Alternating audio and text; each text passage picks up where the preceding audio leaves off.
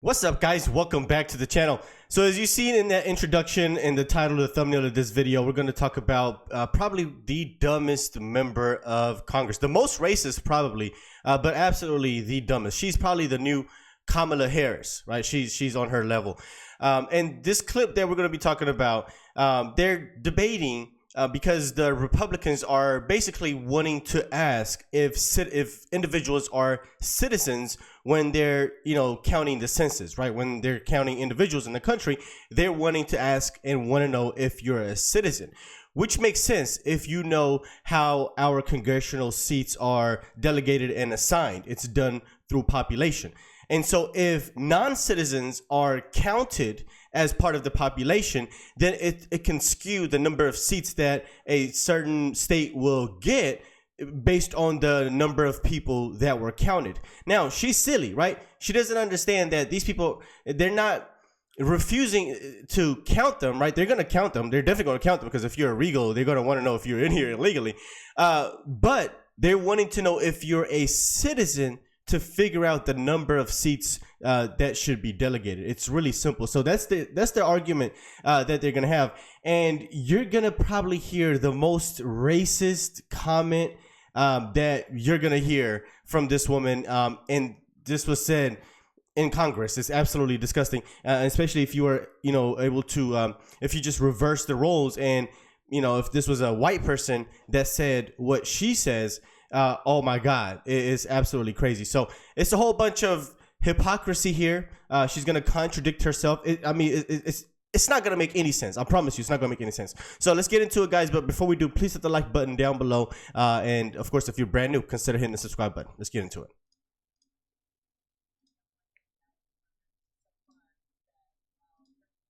Just ended. We need a course on what the census is for, because we have on what the census. Freshman orientation just ended. We need a course on what the census is for, because we have people sitting in Congress and have no idea what the census is for. And so I do appreciate that you have talked about what the funding is for, but it seems like my colleagues really want to zero in on southern states. So let's talk about Texas for a second. And let's deal with them and their concerns about their districts. And let's also talk about the citizen situation. So I don't know how much you've paid attention to the election, but we do have an incoming administration, and we have a border czar who has said that they are going to deport everyone that is here and is not a citizen. They are planning to do mass deportations. In fact, you see how she framed that? No, he's deporting everyone that is here illegally. There's some people that are not citizens that have green cards, that are not permanent residents. I know this because I'm an immigrant. I went through the legal immigration process. I was young, but I remember most of the process. You have to go through this. Now, we were legal residents. You get your green card, you're a legal permanent resident. You're working on getting your citizenship at that point. He's not deporting those people. He's not deporting people that seek asylum legally. They're talking about criminals. Criminals. One, if you've been convicted of a crime where you came from, or if you committed a crime here. And if you just jumped the border, if you didn't go through the port of entry, which is a crime. You see how she tried to frame it? These Democrats are dishonest people. They're liars. She framed it as if, like, if you're not a citizen, you're going to get deported. No, there's some people that are here on a student visa that are not citizens. They're not going to get deported. Like, these people are just so idiotic, man. In the state of Texas, our commissioner has offered up land so that they can put these camps there and send people out of our country. Now, if you start asking people, are you a citizen or not, and they're living in a home and somebody's threatening to go in and raid homes and take everybody out and send them back to wherever they came from, I mean, I would imagine that may make people say, never mind, I'm not going to fill this out. But I mean, has that been your finding or no? We have conducted research that shows that there can be selective inclusion of individuals who reside in a residence because of exactly, because you've got the federal government. Because they're hiding. Because they're hiding. That's why. Because you can easily say, if somebody's doing the census and they ask you, are you a citizen? You can say, yes, I'm a citizen. Or you can say, no, I'm not, but I'm a legal resident. I have my green card. I'm a legal asylee. Blase, blase. Or you could be a criminal and hide. That's what you're saying. Right? These are the criminals that are trying to hide because they came in here illegally. Those are the people that are, of course, are going to not want to answer the question and not want to participate. Anybody that's here legally does not care disclosing their residency status. That is asking this question, and it's the same federal government that is threatening to go and yank people out of their schools, their homes, and things like that. And then we just had a conversation where we were talking about how many voters. Listen, when you're counting people, you're not just counting voters. You count children, don't you? Correct. You count a lot of people that aren't necessarily voters. And I want to make sure. Yes, but those children and everybody in there is counted as part of the population, which then delegates the number of seats that's in Congress. Yes, children are counted. Of course, we know that. But the voters that are also counted are citizens. They're counted as well. But that's why everybody is counted in this sense, is to see how many seats you will have in Congress. Like, bro, she doesn't understand how this works. And she's in Congress. That we Look, she's scratching that head. Listen to it. It sound dry as hell. Hold on a second. I know y'all heard that scratching. that aren't necessarily voters. And I want to make sure that we really get to the nitty gritty on Texas, because this is hilarious to me. Sorry. Let's get back on track. Texas added 2 seats. All right, sorry. I don't mean to pause it. This is where I want you to pay attention to. This is probably the most racist thing that you've probably heard all day today. Check this out. This is hilarious to me. Texas added 2 seats. In 2020, according to the census, and we know that there was a significant undercount, specifically in Texas for a combination of reasons, but we know that specifically Texas added 4 million people. Of those 4 million people, do you want to take a guess at how many were Anglos? Just a guess. I'd say You see how she asked that in disgust, first of all? You see how she asked that question in disgust? Just look at the whole demeanor. Look at what she's going to say. I'm sorry to pause it. I'll let it play through all the way through here. Guess at how many were Anglos? Just a guess. I'd say a majority. 180,000. That's it, of 4 million. 95% of the people that were added, and we know that when it comes to minority populations, they tend to be undercounted. So get this. We added 4 million people. They were people of color. Texas got 2 new seats. So they took those black and brown and Asian bodies, and guess what? Do you think that we got a new black, brown, or Asian seat? Somehow, the way that they do their Republican math in the state of Texas, that amounted to 2 new white seats. Guess what? White Republican seats. We got 2 new Republican seats out of 4 million people of color. So let me tell you, they love to use our bodies to apportion us in an inaccurate way. Wow. Just take a moment to digest that for a second. She just said that in Congress. That is absolute. Imagine if the roles were reversed. Once again, imagine if it's a white person sitting right there and she says, man, in our white neighborhood, they done put 2 black people to represent us. What is this shit about? What is this about? They done put 2 niggas to represent 4 million white people. Imagine if that was said in Congress and gets away with it. These are the types of people that we have got to get rid of immediately. She is the dumbest. This is probably the most racist thing. I mean, they say a lot of racist shit all the time. They get away with it all the time. But this right here almost takes the cake. But she doesn't realize this is how dumb she is, right? Most of those people that came to Texas, the 4 million or however many came to Texas, where did those people come from? Those people came from places like California, places like Chicago, places like New York. I meet these types of people all the time. I meet them all the time. Oh, yeah, I'm new to Texas. I came from New York. Oh, I came from California. I came from Chicago. But why did those people come? They came because they wanted to leave their liberal shithole. That's why they came here. And do you think those people vote based on identity politics anymore? Maybe do you think those people are probably Republicans? And that's probably why they voted for 2 Republican seats? You think it's liberals that left California and New York and Chicago to come to Texas?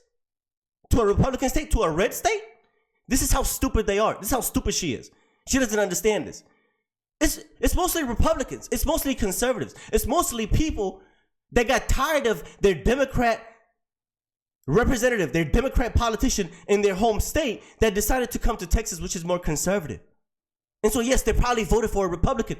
And that's probably why Republicans got 2 more new seats. But you see how she plays the race card? Because she has no other arguments.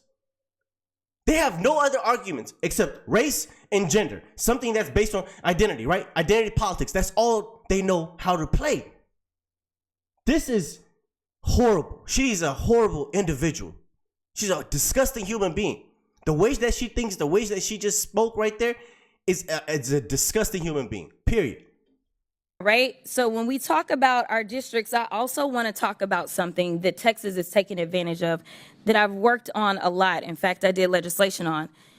All right, so I'm going to give you the context of this side of the argument. So what she's going to mention here is that certain districts are getting extra resources that they don't deserve, is what she's going to say, because the prison population in those districts are being counted as individuals, you know, that will be used to delegate the number of, you know, representatives or resources that are sent to that state, essentially, right? That's what she's gonna claim, and she's saying that should not happen. And listen to her reasoning. It's nonsensical, and she's actually gonna contradict herself by the end of the video. Just watch. It is called prison gerrymandering. I don't know if you are familiar with it. I'm familiar. But here is the reality. The numbers show that in rural Texas, they were constantly bleeding population. Urban Texas was growing exponentially. But what they do is they count inmates where they are imprisoned instead of counting them where it is that they will return to. So their family members that are in Dallas, Texas, or Houston, or wherever, their family members, when they need something, they call us, even if it's relating to that inmate. But somehow rural Texas is getting better roads than they probably deserve because they're counting those inmates that are not driving on those roads. They're counting those inmates that are not using their hospitals. They're counting those inmates whose children are not attending their schools because of prison gerrymandering. So again, Republicans are really good about using black and brown bodies, because I can also tell you that the numbers are clear that we have a black and brown incarceration issue, not just in Texas, but in this country. And in fact, the state of Texas incarcerates more people than any other independent democratic country. That is how bad our incarceration is just in the state of Texas. And I've got so many great colleagues on this committee that I mean, that's actually a good thing. If you ask me, that's actually a good thing. That just lets us know how great Texas law enforcement is. It sounds like we're locking up criminals. I mean, if we have, and then you don't get into the whole prison population being disproportionately black. Let's not get into that conversation, because you don't want to get into the numbers and the amount of crimes that these so-called individuals commit, right? So that's a whole different conversation, a whole different video for that. So let's not get there. But if Texas is locking up people, we have the highest prison population, then hey, that sounds like Texas is doing their job in the law enforcement department. I greatly appreciate it. That's probably why my neighborhood that I live in is so safe. I love it. Do not defund the police where I live at, right? Defund it where you guys live at. All you woke Democrats, defund the police in your neighborhoods. But no. We love the police. We want more police. Let them be everywhere. We love the safety. We love where we live. I promise you. We're good. We're good. actually benefit from being able to do things like that. So listen, this is about resources. It's about putting the resources where the people are. And I am curious to know, for whoever goes next, Do you ask your constituents when they call your office, are you a citizen or not? Because at the end of the day, I have to handle immigration cases as well in my office. We are elected to represent the people regardless of their citizenship, and we have to help them because they reside in our districts. Thank you, and I'll yield. Yeah, okay, so you heard that, right? You heard that at the end. She said, we have to help those people where they live. We have to basically send those resources where they live, is what she's saying. But in the beginning part of the video, or that argument as far as jail gerrymandering, she was saying that those places where those prisoners are getting too much resources. It's not making any sense. That's where the resources should go. First of all, she acts like these people went to college or something. No, they're in prison. They're in prison. They're taking up resources, right? The prison guards, the wardens, the police, the transportation, the grounds that they're on, all of that is funded through wherever they live. So those resources should go there because that's where they live. Some of these people are not going home. Some of these prisoners are in prison for life. They're not, this is not college where it's like a 4-year thing. You just go back home to your mom and dad. She's like, oh, well, we got to represent where their mommy and daddy is.